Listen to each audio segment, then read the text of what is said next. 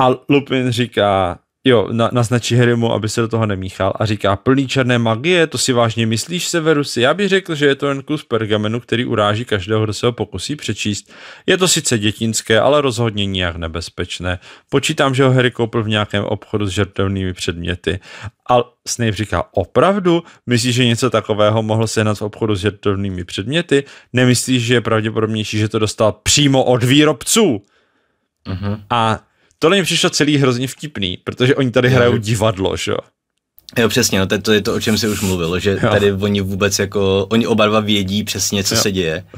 Jo, a teďka Lupin říká, myslíš tím od pana Červíčka nebo od někoho z těch ostatních? Ty snad někoho z nich znáš, Harry? A říká, ne. No tak vidíš, Severusi. Jo, takže opět. Jo, to je skvělá to. Harry řekl, že se něco stalo, no tak vidíš, Sirius, Harry to řekl. No, přesně.